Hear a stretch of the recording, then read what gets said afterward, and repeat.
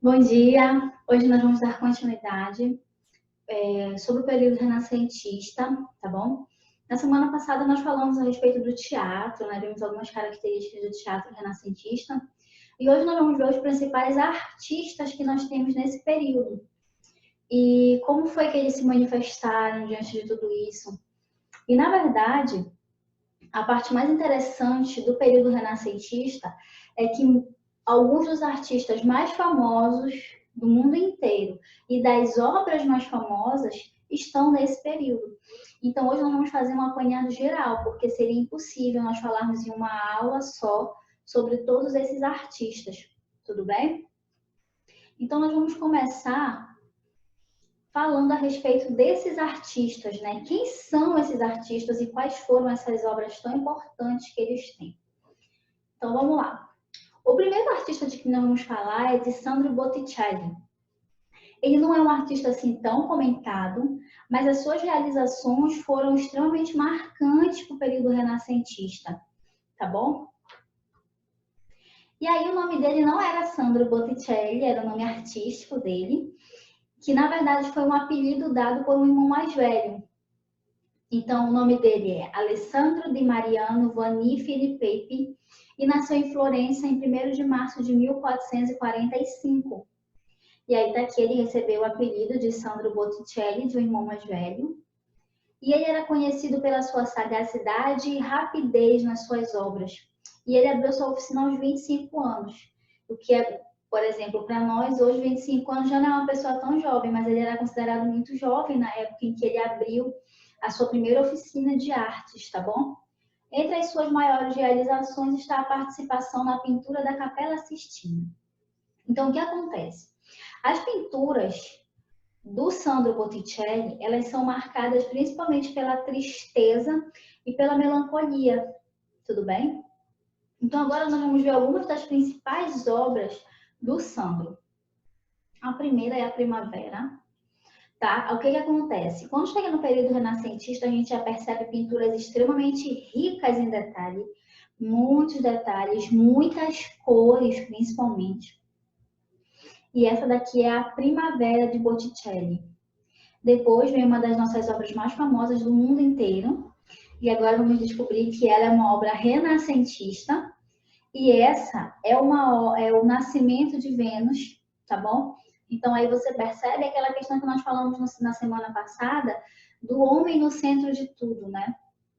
E o Botticelli tem a tendência a retratar a mulher como esse ser tão poderoso, tão primordial, mas sempre com aquela ênfase, né, no ser humano. Sempre. Todas as pinturas renascentistas nós vamos ter essa ênfase. E aí nós temos a Adoração dos Magos. Essa daqui é um dos afrescos que estão na Capela Sistina. Tudo bem? O que acontece?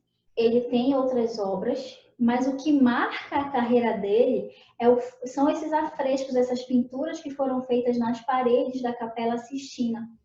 É isso que dá esse toque na carreira dele, né? A Capela Sistina foi feita por vários artistas, pintada por vários artistas, e aí nesse meio está o Sandro Botticelli, que pinta os afrescos das paredes da capela. Tudo bem? Aí nós temos outro afresco, olha, os afrescos da Capela Sistina. E aí a Capela Sistina, como já está dizendo, né? Ela tem caráter religioso, por ser uma capela.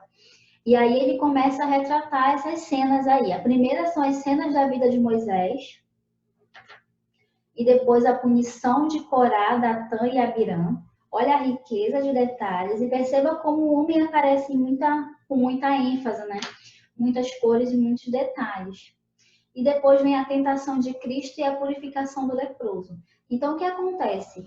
O Botticelli pinta obras baseadas tanto no Antigo quanto no Novo Testamento. No Antigo Testamento, quando ainda não tinha Cristo, e no Novo Testamento, a partir do nascimento de Cristo. Então, ele retrata tudo isso.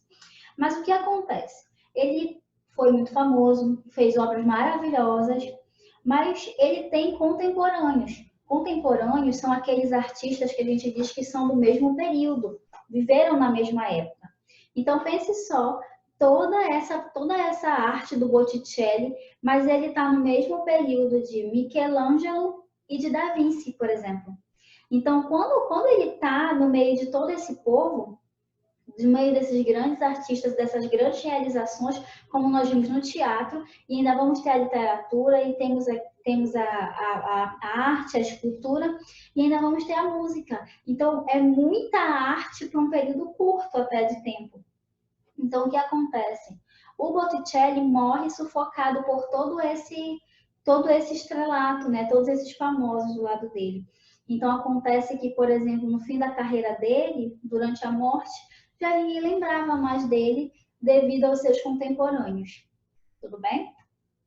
Aí agora vamos falar, eu acho que do nome mais famoso, né? De todo o Renascimento, que é o Leonardo da Vinci. E ele é um marco até hoje, né? Não se pode falar de arte sem falar dele. E aí, olha só, ele nasceu em Antiano, uma pequena aldeia toscana, perto de Vinci e próximo a Florença, na Itália, no dia 15 de abril de 1452. Possivelmente a figura mais significativa desse período, isso é incontestável. Em 1503, realiza o que seria a sua grande obra, que é a Mona Lisa, utilizando a técnica de esfumato, que é aquela técnica onde você não só dá pinceladas, né? O nome já diz esfumato, você tem o esfumado de leve ali na obra. E agora nós vamos ver as principais obras do Da Vinci, que são super conhecidas. Essa aqui apareceu no nosso slide da semana passada, mas não comentamos sobre ela, ela era apenas estética, né? Mas hoje ela tem função. E como esse aqui é o Homem Vitruviano, é aquela obra que está em muitos livros, né? E faz esse retrato aí do homem no centro de tudo. Depois nós temos a Última Ceia, conhecidíssima, principalmente em muitos filmes, né? Ela é muito retratada. Quem já viu o Código da Vinci já sabe que essa figura é retratada, principalmente ali, porque tem uma figura que parece feminina, e no filme eles retratam como se fosse Maria Madalena, né? Então, de um lado, ela completa o símbolo masculino, e do outro lado, ela completa o símbolo feminino, e está ligado ao Santo Graal. Mas, claro que isso é tudo história do filme. Faz parte, né, do período, todo esse drama, toda essa ênfase ao humanismo, tá bom? Então, aí ele retrata a Última Ceia,